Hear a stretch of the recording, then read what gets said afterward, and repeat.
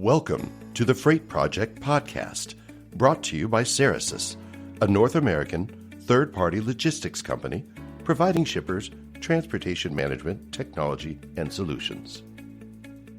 On today's The Freight Project Podcast episode, I welcome Irina Rosca, who brings to us a wealth of experience and supply chain knowledge. Irina is a true supply chain thought leader. Concurrently, she is the founder of sustainSCM, the director of supply chain and customer success operations at Helix OpCo, and host of Supply Chain Minute, Let's Talk Supply Chain, a popular YouTube series. That's why Irina is the perfect guest to talk about how supply chain leaders can utilize some best practices to improve inventory forecasting in order to get to a more optimized supply chain network. We hope you enjoy this episode of the Freight Project Podcast.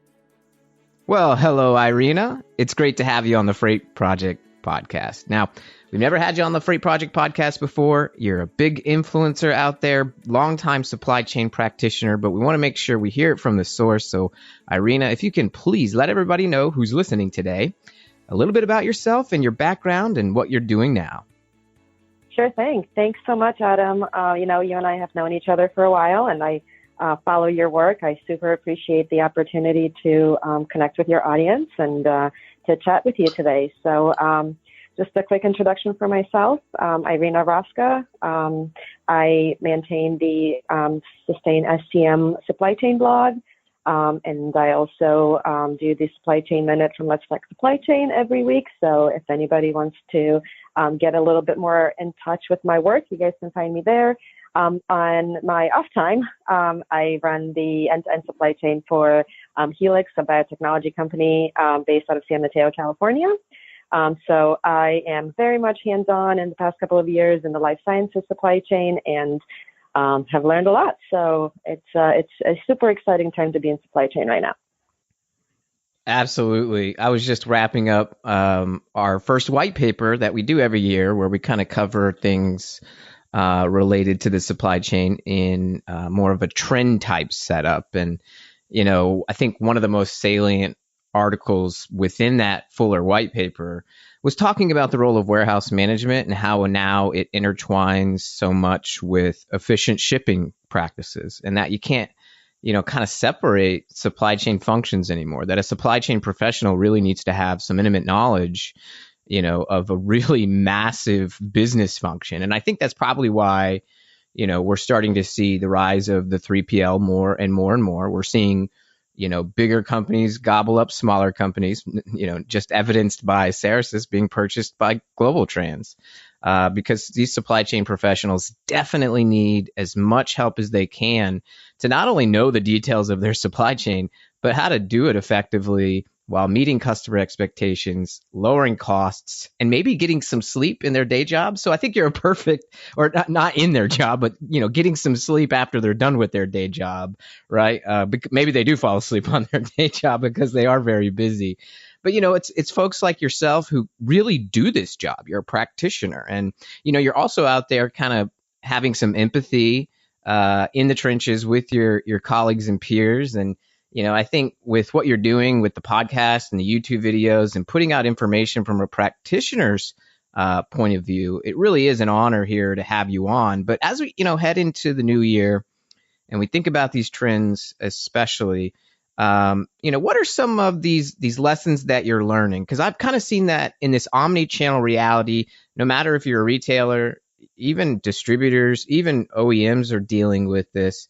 Inventory forecasting is becoming increasingly important. So what are some of the key inventory forecasting lessons that maybe you've learned that you could help some of our leaders that are listening here that are supply chain practitioners as well, as we, came off this recent peak planning holiday season, can learn and get ready for any upcoming peak season so they're ready by the time those seasons come along this year? Yeah, so I think that's a fantastic question. And this might sound a little bit cliche, but I will explain. So I think it's all driven by data and the questions that we ask of the data that we retain. And that's actually really, really important because I think that a lot of businesses and certainly a lot of professionals across different fields are very much focused on data.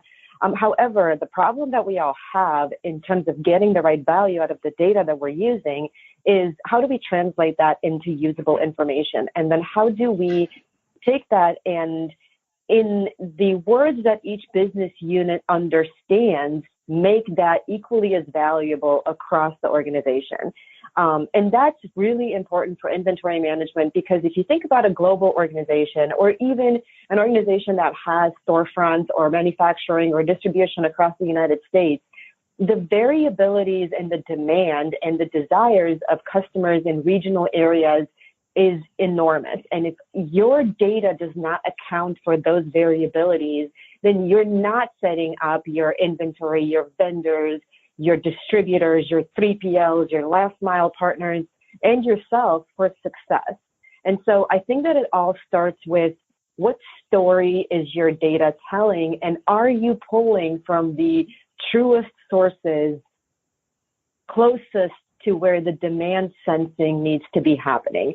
And to really clarify what I mean by that is, if I'm an original equipment manufacturer or a brand that doesn't necessarily have a well-maintained e-commerce front, and so I primarily grown my business by selling through retail, if my forecasting information ends with what the retailer is giving me, rather than really partnering with my retailers and grabbing that information from the point of sale, then you're missing the really important piece of data, right? Because if the retailer is pulling the information from the point of sale and then translating it to you, their translation might not be what you're looking for.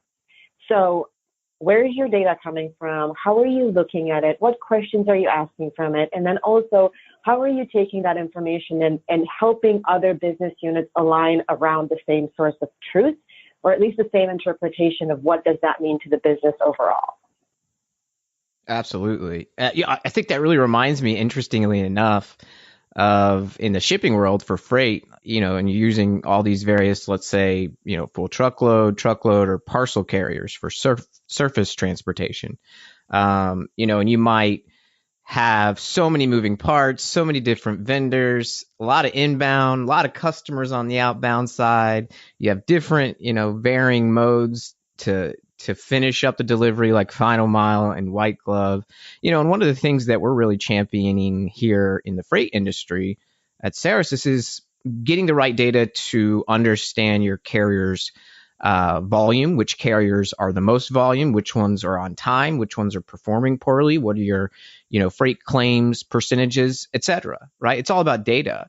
But then you have to take that and apply it to the people and the players and what's important to those players. So then you could have conversations, as you said, that aren't anecdotal or of emotions, because supply chain, believe it or not, can be quite emotional at times. Right? Because everybody's got to look out for themselves, but also play nice in order to achieve these goals. So it really stems from optimization, because you're collaborating, you're looking around the shared data that shows the truth of the reality. And then you're able to kind of say, hey, how does this mean for our relationship specifically, whether it's cross-departmental or with an outside vendor or customer?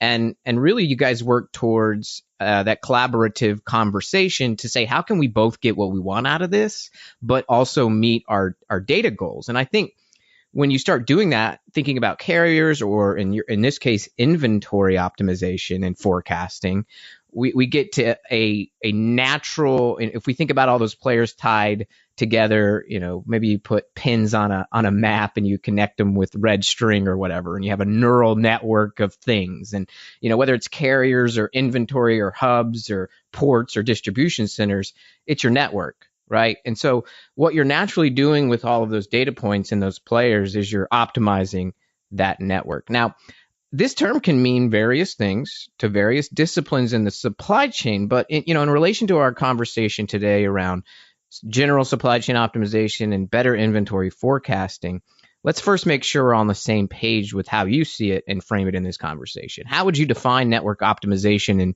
relation to inventory forecasting?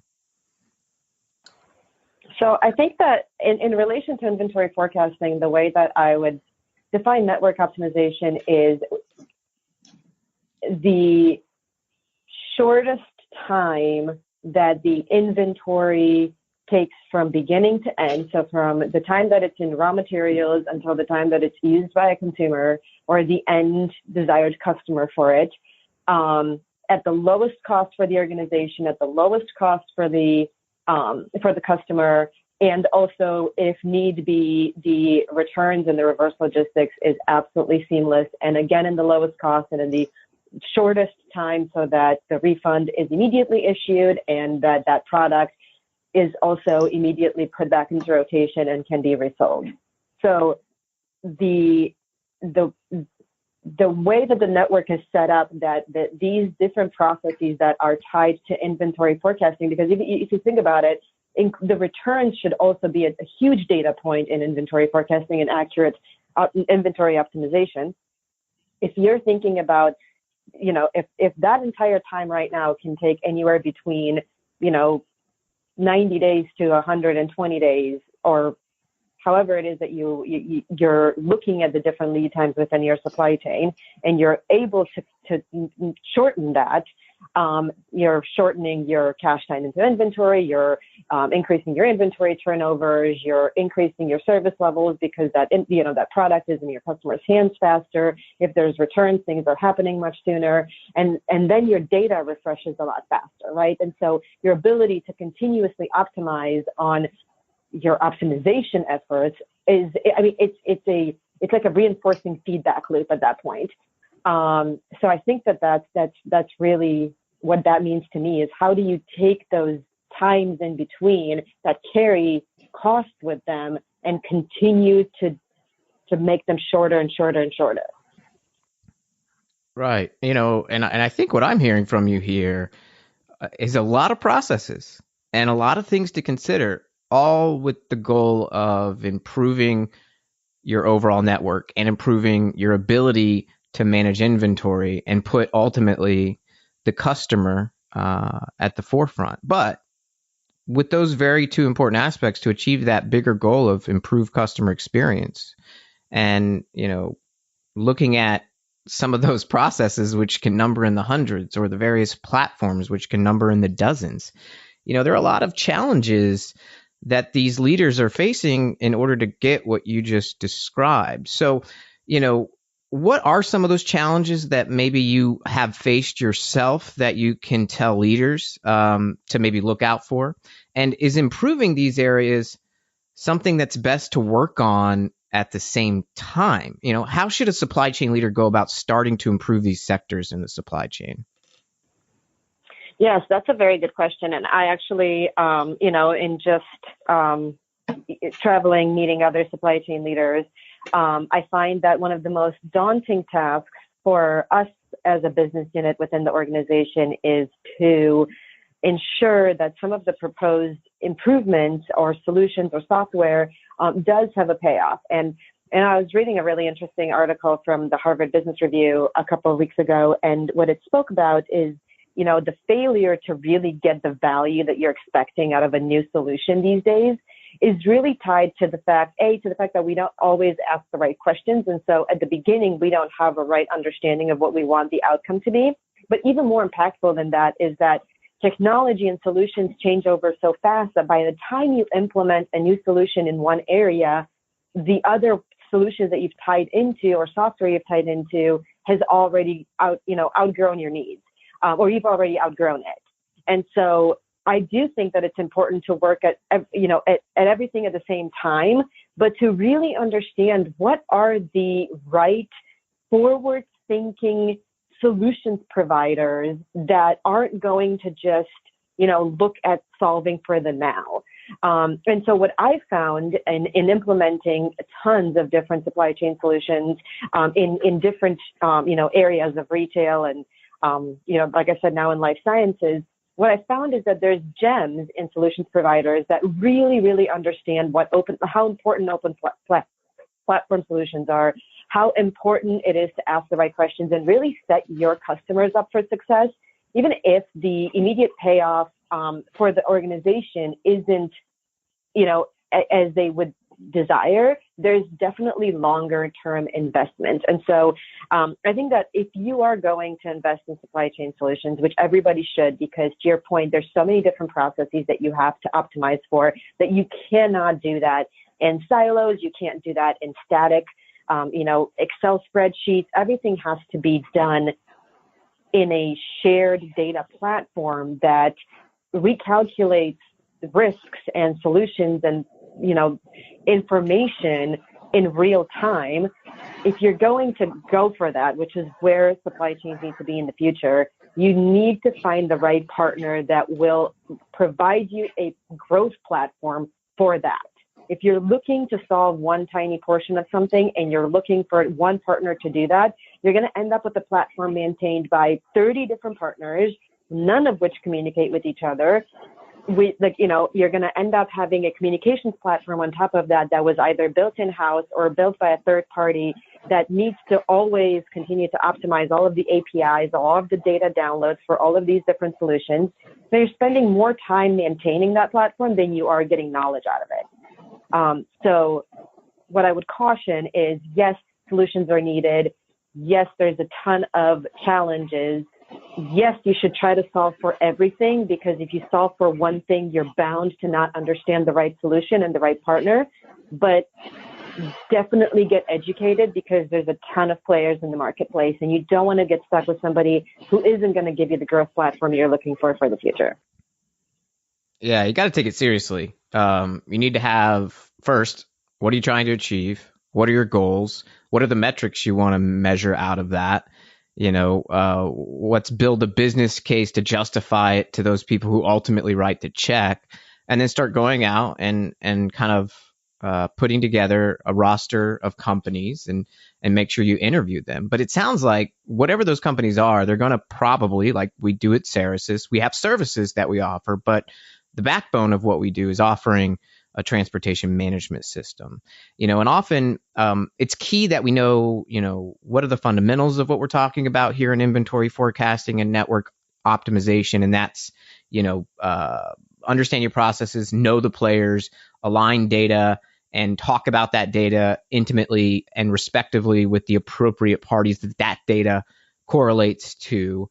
And then also, be able to understand that when you're going out to find partners, that it's critical not to have the most partners, but to have the right partners. But again, within those partners, technology seems to continue to be a big part of how successful you're going to be with those solutions providers. So when it comes to, inventory forecasting and networking, network optimization, are there some specific technologies or platforms that you know of that you would recommend? What's the best way, to go about, and what technologies should supply chain leaders go and look for in order to reach their goals around inventory forecasting and network optimization?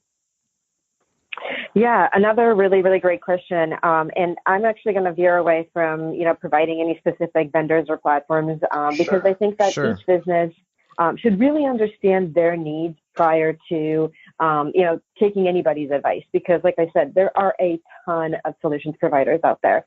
But I think that what's very important is that we ask the right questions when vetting those solutions providers. And what I mean by that is, what is your vision for the future? And just like that, that's a very simple question. And if they stumble on that, then that's a problem, right? Right off the bat. I like to look for solutions providers that really understand global demands and constraints, right? So I'll give you an example. There's a new blockchain cloud solutions provider, huge organization. They are very impactful in supply chain solutions. And their platform, it's an open platform. They have API calls and they tie into legacy systems. And basically what they said is, it's more important for us that our customers really win with our software, layered on top of everything. And our control tower, allowing them to take all of the data from these siloed systems and giving them the right visibility to let them grow into the future, rather than trying to solve and bring all of those tiny little siloed legacy systems that they might have into our platform. of course, from their perspective, that would have made more financial sense, but that's not what sets our customers up for the future. And so it's really important for business leaders, and specifically supply chain leaders, to understand how these platforms work. And I think that one other thing that I've noticed in just working with various organizations is that we focus an enormous amount of time and effort into forecasting our inventory, from what our customers give us and from what we sense that the market is doing. But we often fail to turn around and look at our supply chain network in terms of where do our raw materials come from? How long should we forecast for those raw materials? Is there additional improvements that we can make to help our vendors so that we streamline and optimize that side of the network as well? Because what we forget is that the customer service starts with the raw materials. It starts with the original manufacturer. If they don't do a good job, and if that is not a stable platform, then we can't continue to, service our customer as well as we'd want to for the long term.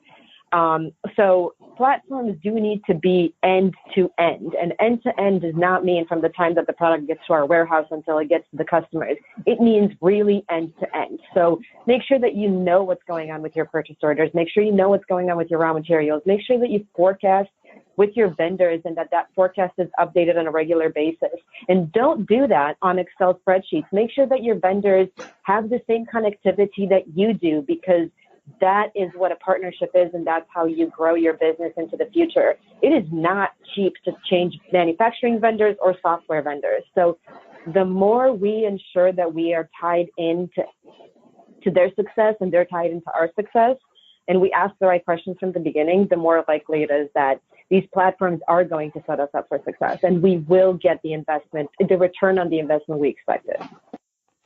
Hey, it's the supply chain, right? We're only as strong as our weakest link. And that includes everybody, not just ourselves.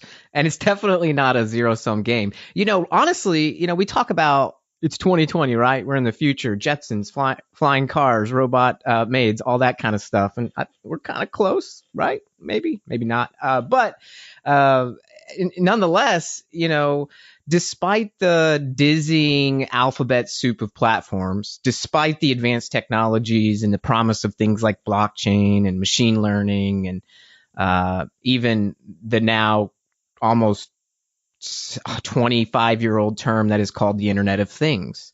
Kevin Ashton coined that in 1996. I've talked to him on Twitter, so that's pretty cool. But anyway, the reality is it sounds like you're talking about sound fundamentals, that all of this activity and all of these platforms and all of this technology is really getting us back to understanding that the supply chain is this cohesive living body, and that it's going to take understanding from A to Z how all of those processes and people work together. And the processes and the solutions providers and the technology is in the quest of bringing us back to where we can use our brains once again with one another and collaborate to get to these desired outcomes. And as you kind of talk around different conferences in your own job today, are you seeing people becoming more and more important as a way for us to achieve total supply chain goals? Is there an increase in collaboration? And what does collaboration really mean today? Yes. So I fully agree with you. I actually think of supply chain as relationship management because, to your point, we are only as good as our weakest link. And it is in supply chain that you are able to identify and improve the weakest link. There is no other business unit in the organization that allows for that type of, I don't want to say micromanagement, but that type of relationship fostering, right? And so, I'm moving through an example right now where, in life sciences, you have a handful of vendors. You cannot just go hop around and make changes because we have, validation and regulatory requirements and there's a ton of stuff, right? And so, as we, if we notice problems, we actually have to hands-on partner, travel, teach, exchange information, run experiments, very expensive on both sides, but that's real relationship building, right? Like that we both have a vested interest in this working. And I think that's what's important. And I'd like to say that yes, I am seeing that a little bit more, but unfortunately, it's not the case in all sectors. And so Prior to starting my current position, I worked in a much more retail-driven organization. And I can say right now that very few retailers are taking that relationship building seriously. And I go back to the forecasting part of it, right? If I'm the brand or the original manufacturer or the distributor and I base all of my information on the retailer's forecast, I'm sorry to say, but I don't find retailers these days to be collaborative and transparent in that perspective. And so I found that more often than not, their information kind of sets the partner up to fail. And it's super disappointing, because if we work closer together, like we know of all of the issues with inventory in retail, and if we worked closer together and partnered and had better information and better knowledge and better communication, those problems wouldn't be as acute as they are. And, just to give a very, very basic example that everybody lives through, instead of, partnering further and really building and fostering those strong relationships, what we see in the retail sector is chargebacks. And we all suffer from, getting hit with a ton of chargebacks from retailers, because we don't fully understand how to improve in a manner that it's just a very gray area. And so I agree, this is definitely the way that supply chains are going to succeed in the future. And the organizations that have those, those relationship management pillars built within their supply chain team are always going to be stronger than others. But I don't see it in all sectors, and it is disappointing. Well, we have, let's call it opportunity to improve. And, that's a challenge, but it's a good thing. And for those retailers out there who maybe are able to improve and really achieve that collaborative, cohesive look at the supply chain, they have a chance to gain market share. Amazon, whether we like it or not, is out there losing money to gain market share. And if you can create a competitive advantage, Amazon's created a competitive advantage by losing money on their logistics. They're clearly investing in it so much that they're losing money. Thankfully, they have their cloud business to subsidize it and a few other things. But, that's the reality, that they're willing to lose money to gain your market share. So if you can do things holistically, then you can win. Okay, so before I let you go, just a couple of more things. I always like to have your outlook as a practitioner for 2020 and what trends you're seeing in the supply chain in general. What do you think supply chain leaders should be doing in 2020 beyond all of the things you've said from a fundamental big picture level? Maybe what are some aspects of the supply chain that'll get a little more focus this year, or that leaders should really put some more focus on this year? Yeah, I think that, the overall theme of this conversation is information. And that's, I think that what we need to focus a little bit more on is shifting the narrative from data to information and from information to knowledge. That is a huge missing middle. Every time that I attend a conference or, a webinar or anything like that, we talk about data. What are we getting from that data? How do we tell the story? So, again, in organizations, in different conversations that I'm having, what I see is that, supply chain professionals are super well prepared to do what they do, and not a lot, it's a lot of knowledge. There's a lot of processes. We've already talked about that. But I don't know that we're all very good at storytelling, because we're really, really, really keen on understanding cost per unit, inventory turn. Like, we get data. How do we take that data and tell a story that the rest of the organization can understand, really embrace and then, start to see the supply chain unit as an asset to the organization, as a, potential revenue driver sometimes, depending on how your business is set up, and kind of move into or out of that, but, sort of like ugly stepchild cost center that, is just there to ship out product. Like, that is what I'd love to see in 2020. There are so many solutions out there. There's so many vendors. There's so many different things happening. I would like to see, how do we take that and really make value out of it by helping us tell the supply chain story for every business? Because once you can tell the story, you can see where improvements can happen. You can, take feedback from the marketing team because they now understand how things work. And that, hopefully that can happen in every business unit. But of course, I'm more passionate about supply chain. Absolutely. Well, it's the heart of many businesses. And, if you can tell that story effectively and get buy-in for certain investments that, boil up to the bigger picture, whether it's customer experience and the service team wants to see that as a goal, supply chain can help, whether it's marketing where people are happy with the shipping experience, that can be a marketing, aspect that's a competitive advantage. Reducing costs, that's a C-suite executive it helps their EBITDA. And so there's just so many, different things that the supply chain can touch, and I think these supply chain folks are, busy. They got a lot to do, but they need to get out there a little bit. They need to kind of, listen to some information, podcasts like this, go to some shows and network with peers and get, some advice on how they can sell their story to their organization and become really an advantage, a strategic part of the C-suite. So, you're somebody who is pretty active in supply chain content and out there at events. What are some things that you would recommend before I let you go today that a supply chain professional should pay attention to or should go to as far as events, or maybe even some podcasts or stuff that's out there that they could soak up some good information? Well, I definitely think that they should be listening to the Freight Project because you have great content. Thank you. I'm hoping that everybody's intimately aware of your platform.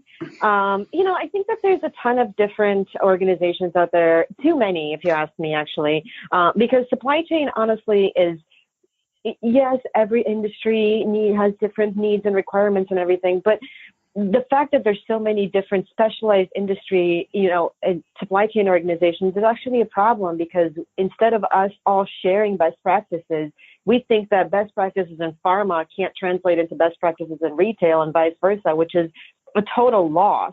And so what I would say, and what has helped me tremendously, is that I don't just go to supply chain events. I go to customer success events. I go to marketing events. I go because I like to know what language do other business units speak, so that I can take the information that I'm getting from my supply chain data and really put it in words that they understand. And so I think that's the first thing, is speak outside of the supply chain. Because that's what's going to help you tell the story. And then go outside. If you're in the